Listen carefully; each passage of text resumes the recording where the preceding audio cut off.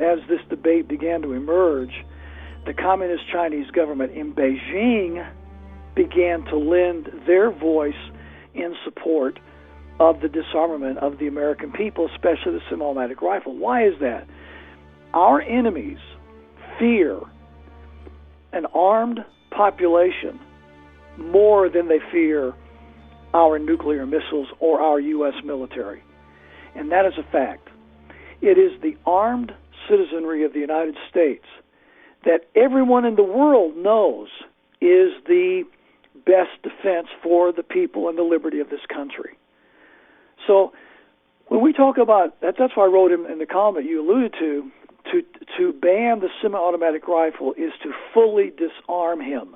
Because what it does is it takes away the primary tool by which not only he can defend himself against the criminals in his surroundings, but it is the primary tool by which he can defend himself against a tyrannical government, should it become such.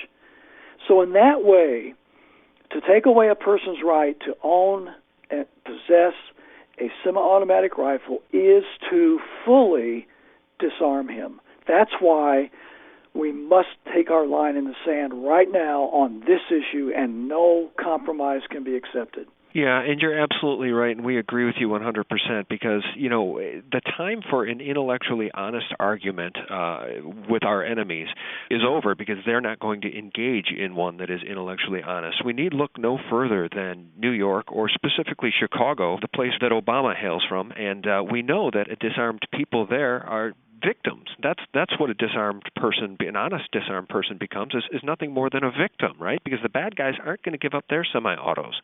Well, they're not going to give up anything. Somebody said when guns are outlawed, only outlaws will have guns, and that's very true.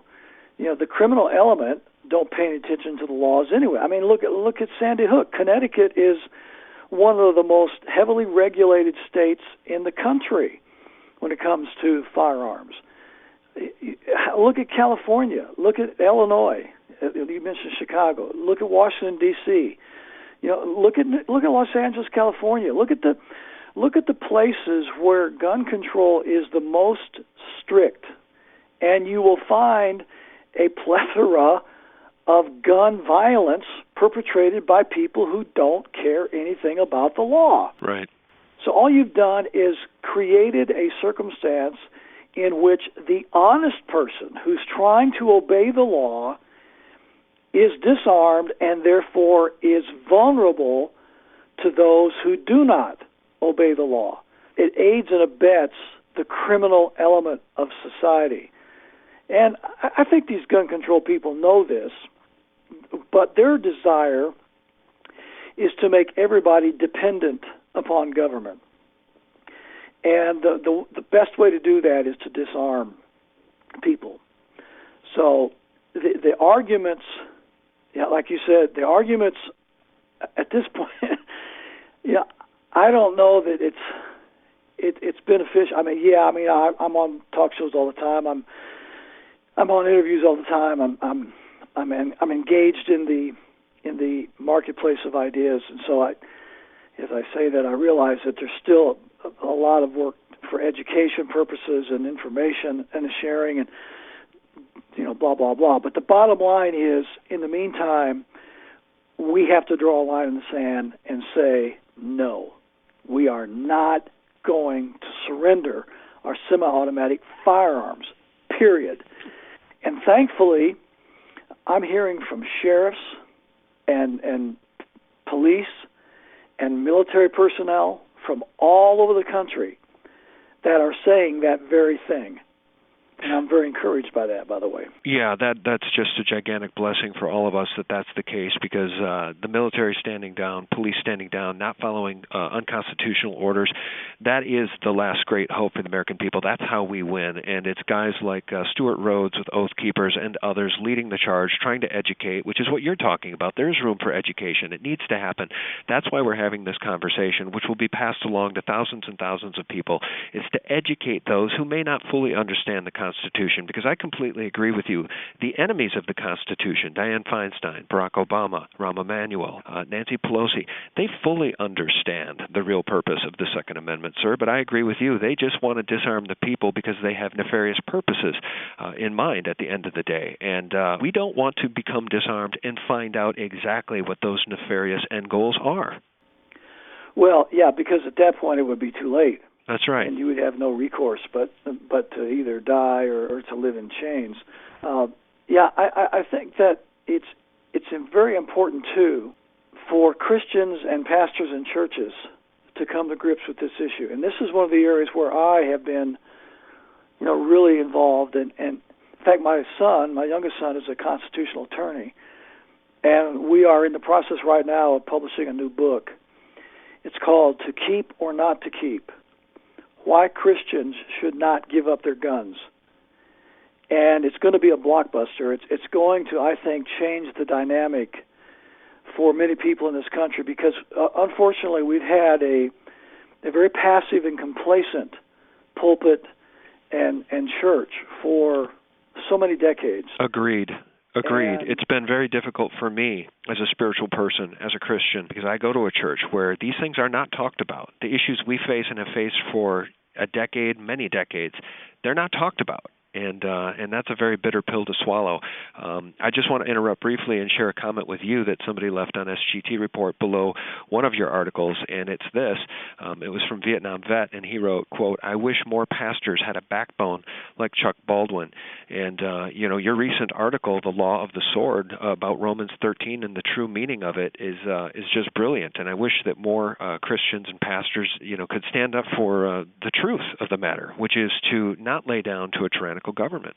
Yeah, thank you, and thank you to the writer of the letter. But let me just delve in this just a little bit. Let's understand that for several decades, maybe even since World War II, the Christian pulpit has been dominated by this passive indifference and this obey the government no matter what philosophy, as the result of which we have a very complacent church.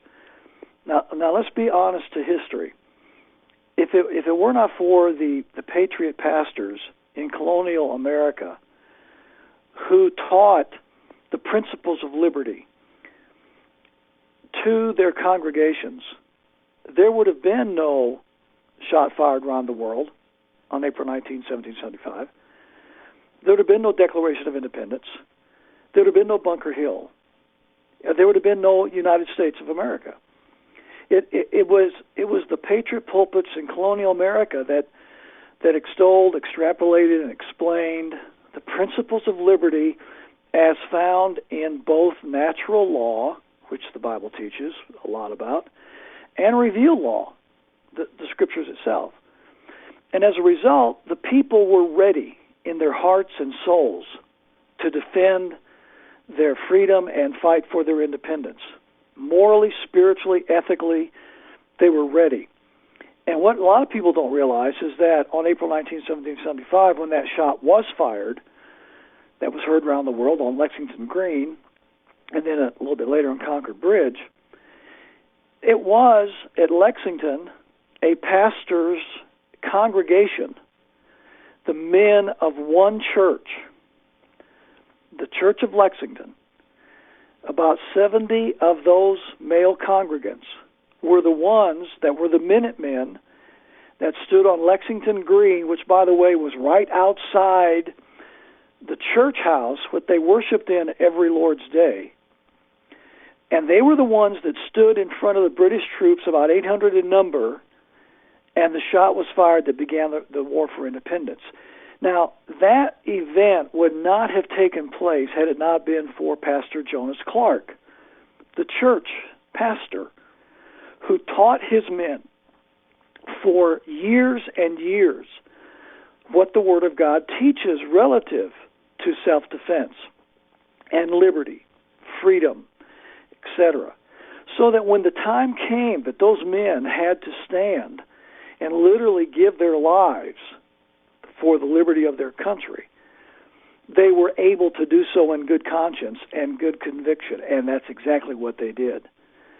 So the thing we're lacking today in this whole debate is the patriot pulpits.